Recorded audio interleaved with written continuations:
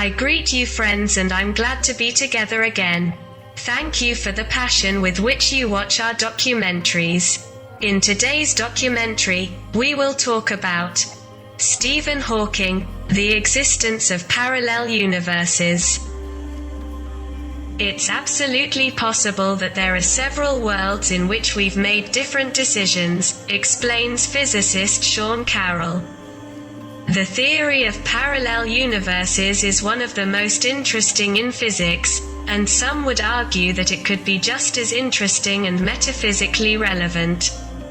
Also, the possibility that our universe is not unique is a source of inspiration for a multitude of science fiction movies and series. However, the question arises whether there is evidence to support this theory. So far, no. But physicist Sean Carroll of the California Institute of Technology does not rule out the possibility that this theory may be true, Futurism notes. We suspect that in one of these parallel universes he managed to produce the necessary evidence to support the theory of parallel universes. In the book Something Deeply Hidden, the physicist uses a particular theory of multiverse theory, interpretation of the multiple worlds derived from quantum mechanics. This model implies that all the scenarios that the evolution of the universe could have, in general, the history of humanity and even personal history, are equal to the same extent. The engine that powers the multiverse would be the decision or the probability, more precisely, when an event can lead to two options. The universe in which this happens is divided, resulting in universes in which both decisions, options are real. Thus, every decision we make gives rise to a new reality, from the simplest, drink or not coffee. Read or not this article when you see it on Facebook, to the most dramatic, real landing or in a studio in Hollywood, and the examples can go on and on. In these conditions, in which every decision gives rise to new alternative realities, equal to real ones, there are an almost infinite number of versions of ours that have taken almost an infinity of decisions. We must also take into account that there should be almost an infinity of universes in which we do not exist. At the beginning of the article, one made a reference to the fact that parallel universes are a source of inspiration for science fiction, comics being the ones that make full use of this theory. Often the characters having the opportunity to meet their doubles. Regarding this aspect, Carroll says that in the interpretation of the multiple world it is not possible to interact with our doubles or parallel universes. Alternative universes do not interact. They do not influence each other in any way, he said. Crossing between them is like traveling faster than the speed of light. You can't do anything. Quote. The existence of parallel universes might sound like something imagined by science fiction writers, having little relevance to modern physical theories. The idea that we live in a multiverse composed of an infinite number of parallel universes has long been considered a possibility, although it is still hotly debated by experts. You may have heard of Schrödinger's cat experiment, a mental experiment, often characterized as a paradox, imagined by the Austrian physicist Erwin Schrödinger in 1935. It illustrates the problems of applying Copenhagen's interpretation of quantum mechanics to everyday objects. He imagined an experiment in which a cat is present that can be alive or dead, depending on a previous random event. During the elaboration of his experiment he invented the term Verschränkung. However, it seems quite hard to believe that you can find out the past of a being based on its current state. This is only because our intuition is not familiar with this type of reasoning. But according to quantum mechanics, it is as possible. The reason is that the spectrum of possibilities in the quantum universe is huge. Mathematically, a quantum mechanical state is the sum of all possible states. In the case of the cat, they are too large and wide, living or dead. But how do we interpret them? In order to have a practical meaning and a logic, a popular way would be to consider that the only objectively true state is the one we observe. Or we can admit that all possibilities are true and make just as much sense in different universes. String theory is perhaps the most promising to unite the concept of quantum mechanics and gravity. Gravitational force is very difficult to describe by reference to atoms and subatomic particles, which make up the science of quantum mechanics. However, string theory, according to which any fundamental particle is composed of strings subjected to excitation, can describe both gravity and electromagnetism and nuclear forces. To have mathematical logic, string theory requires at least 10 physical dimensions. We can observe only 4: height, width, depth and time, and the extra dimensions necessary for the mentioned theory should exist and be hidden somewhere, still far from human knowledge.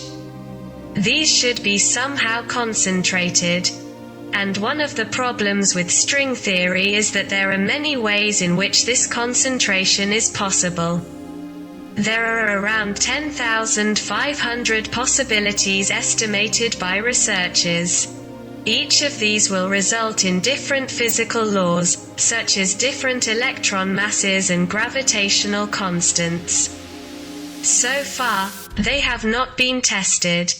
So we cannot rely entirely on a theory that could answer all the questions about parallel universes. Before the Big Bang, it was assumed that the universe went through a period of accelerated expansion, called cosmic inflation. This was originally invoked to explain why the observable universe is almost uniform in temperature. The theory also predicted a spectrum of temperature fluctuations around this equilibrium, which was later confirmed by spacecraft such as the Cosmic Background Explorer, Wilkinson Microwave Anisotropy Probe and Planck. Cosmic inflation is almost unanimously accepted by physicists. However, one consequence would be that there are still parts of the universe that are still expanding. So they could end up composing other universes, with different physical laws and different sizes. Of course, we could be dealing with other theories that give little thought to the big conspiracies. Or it could have meaning and applicability, and parallel universes could be a scientific reality. Only experiments can confirm or disprove our assumptions. The theory of multiple worlds tries to explain the basic level of the universe. And quantum mechanics is not the only field in physics looking for such an explanation. The theories that emerged from the study of quantum physics still remain theories. This has led to the division of this field of study into as many parts as the world of psychology is divided. Theories have both adherents and critics, as do the psychological frameworks proposed by Carl Jung, Albert Ellis and Sigmund Freud. Since their science was developed, physicists have engaged in the reverse engineering of the universe. They have studied what they could observe and worked in reverse to lower and lower levels of the physical world. Through this, physicists try to reach the end and the most basic level. This level, they hope, will serve as a basis for understanding all other things. Following the theory of relativity, Albert Einstein spent the rest of his life looking for that final level that would answer all his physical questions. Physicists refer to this phantom theory as the theory of the whole. Physicists in quantum physics believe that they are on the trail of this final theory, but another field of physics believes that the quantum level is not the lowest level. So it could not provide the theory of the whole. These physicists, in turn, return instead to a subquantum theoretical level, called string theory, for the answers to all life questions. What is amazing is that through the theoretical investigation, these physicists, like Everett, have also come to the conclusion that there are parallel universes. String theory was originally developed by Japanese-American physicist Michio Kaku. His theory says that the essential blocks of matter as a whole, as well as all the physical forces in the universe, like gravity, exist on a subquantum level. These blocks look like thin rubber bands or strings that make up quarks, quantum particles, and then turn into electrons, atoms, cells and so on. The accuracy of the kind of matter created by these strings and how they behave depends on the vibration of these strings. In this way our universe is composed. According to string theory, this composition takes place in over 11 separate dimensions. Like the theory of several universes, our universe is like a balloon that exists alongside other parallel universes. Unlike this theory, string theory assumes that these universes can come into contact with each other. String theory also says that gravity can flow between these universes, and when they interact, a Big Bang, like the one that created our universe, takes place. While physicists have succeeded in creating machines that can detect quantum matter, subquantum strings can still be observed, making them, and the theory on which they are built, entirely theoretical. This has been compromised by someone, although others believe it is correct. Heisenberg's uncertainty principle. Physicists studying the quantum level have noticed some strange things about this world.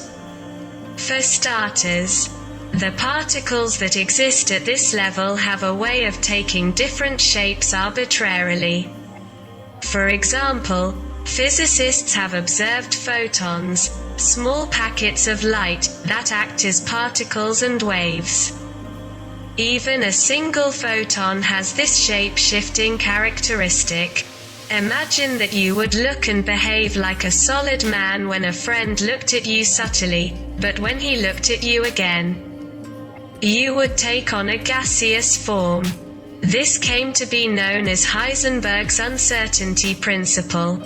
Physicist Werner Heisenberg suggested that only by observing quantum matter could we affect the behavior of all matter. Thus, we cannot be fully sure of the nature of a quantum object or its attributes, such as speed and location.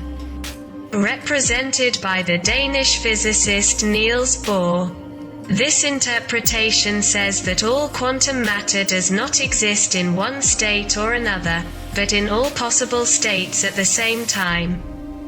The sum of the possible states of a quantum object is called the wave function. The state of an object existing in all possible states at the same time is called its overlap. According to Bohr, when we observe a quantum object we affect its behavior.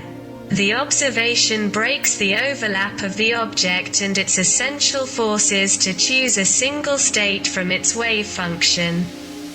The theory explains why physicists took opposite measurements from the same quantum object. The object chooses different states during different measurements. Bohr's interpretation has been widely accepted by many quantum communities as well. But lately, Everett's theory of the multiple worlds has gained quite a bit of attention. Multiple world theory. Young Hugh Everett agreed with much of what the much-respected physicist Niels Bohr suggested about the quantum world. Everett agreed with the idea of overlap, as well as with the notion of wave functions, but he did not agree with Bohr on a vital point. For Everett, measuring a quantum object does not force the object into one understood state or another.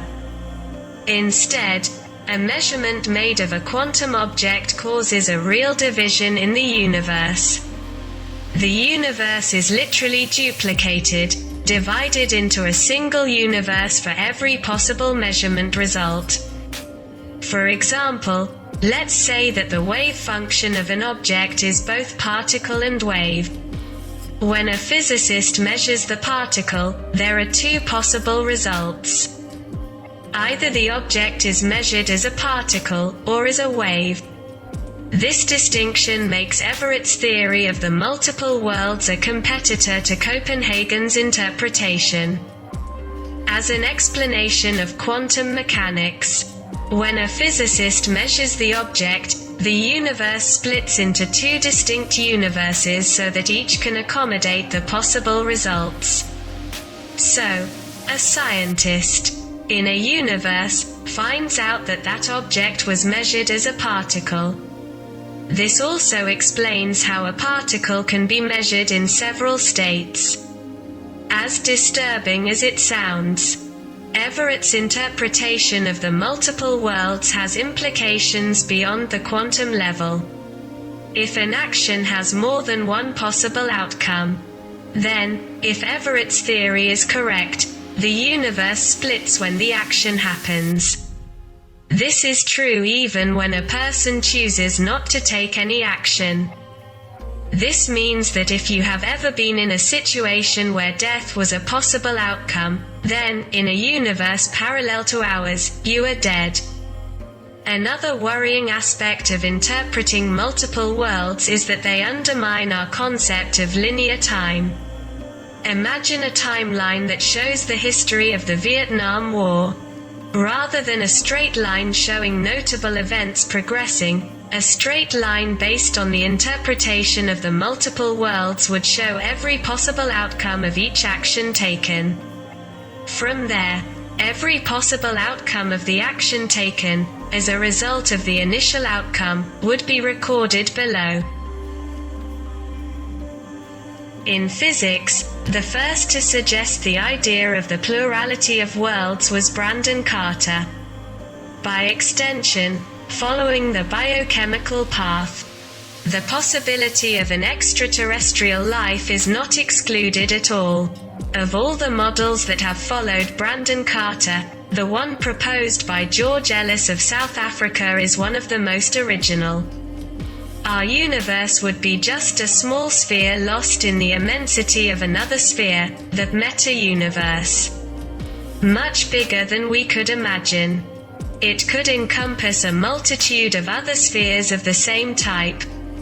Ellis imagines that there is a global, inhomogeneous and chaotic universe, containing an infinity, or, in any case, a large number of mini-universes that constitute the effective materialization of all geometric models compatible with relativistic cosmology. In this vast universe, we occupy precisely one of the privileged regions, a mini-universe, expanding. Homogeneous in terms of space and isotropic in which the conditions necessary for the appearance and existence of life are reunited.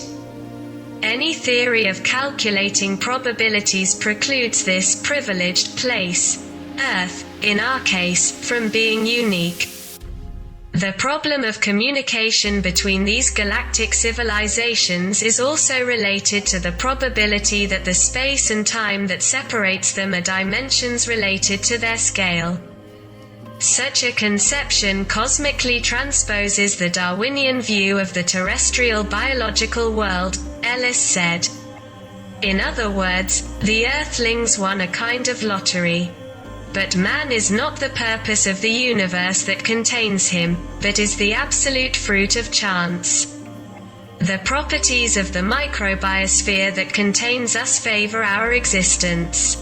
Taking Ellis' idea further, Russian cosmologist Andrei Lind of the Lebedev Institute in Moscow launched the idea of a universe that splits into an impressive number of spheres. These mini-universes, which are constantly being born and disappearing, would themselves give rise to other universes in inflation, following the model of those who generated them.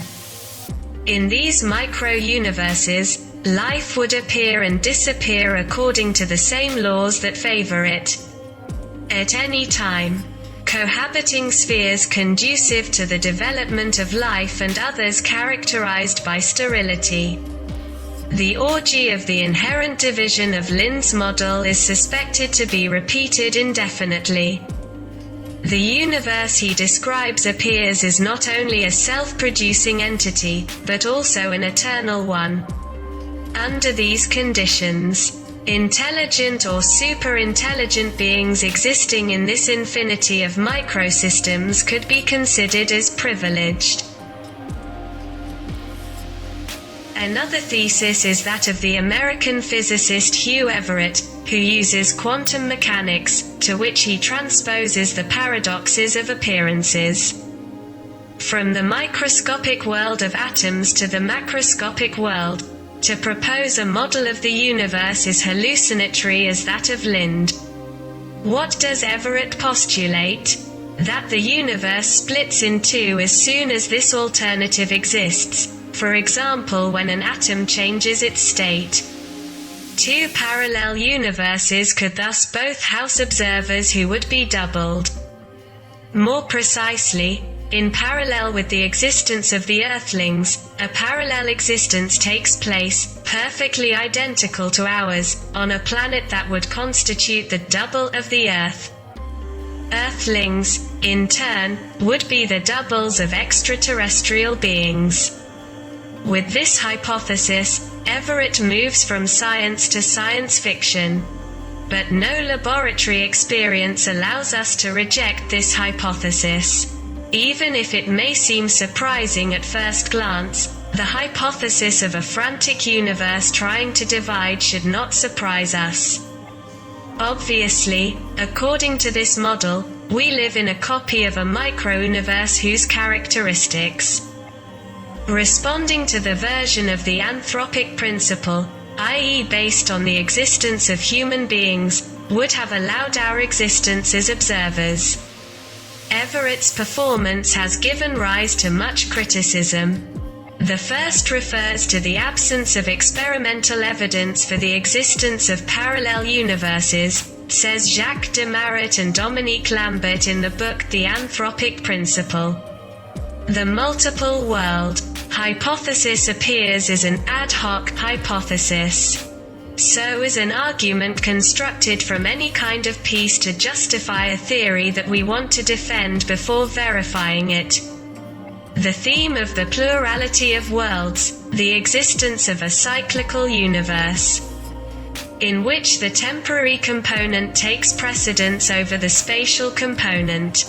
The American physicist John Wheeler ventured into this field claiming a mysterious connection between the future and the present. The theory of distant aliens, coming back from the future, is not a phantasmagoria at all. How can aliens control the future? The answer is simpler than we might expect: the existence of holes in time, which I know how to use and build, thanks to advanced technology. Thus, if an alien, or a brilliant inventor, created a hole in time, on November 1, 2020, both the entrance and the exit of the tunnel would begin its existence at that moment. The entrance to the tunnel, black hole, will evolve normally.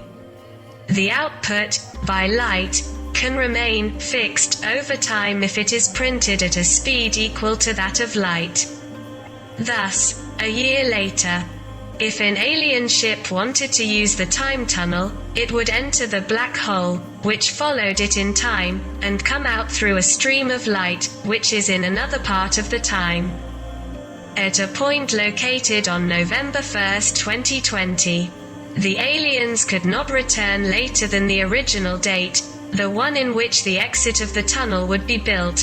Time, at the exit of the tunnel, was simply frozen. For us Earthlings, there is still no chance, or danger, that our descendants will come from the future, for the simple reason that we have not yet built a time loop. But if we were to communicate with those technologically advanced aliens, we would witness the next paradox. The brilliant inventor would witness, at the exit of the tunnel, the reception of his nephew, although he is a biological grandfather, i.e. the inventor, who does not yet have even a son. Dead, the inventor cannot procreate. So logically his nephew should never be born. Then how could he come from the future and kill his grandfather? This paradox, already called in familiar terms by physicists the grandfather principle, defies any logic. A grandson, who logically should not exist, but he exists, however, kills his grandfather. Who exists, but he is not killed by something that should not exist. Unfortunately for our minds, this cruel paradox is not unique. If, instead of killing his grandfather, the alien who travels through time makes available to a young man the book that will make him famous in the future, we are witnessing a new paradox. Indeed, the young man, who has not yet written anything, will only have to copy his future book to become famous. This paradox is as defiant to earthly reason as the previous one. Belgian physicists Jacques Denire and Dominique Lambert believe that man was conceived as an instrument to participate in the coherence of a global system, such as the universe. But he does not understand. Many other such more sophisticated instruments, aliens, coming from other galaxies, have more or less important roles in this gigantic mechanism. And we are just like an eye that integrates into the human body to ensure its vision. Quote,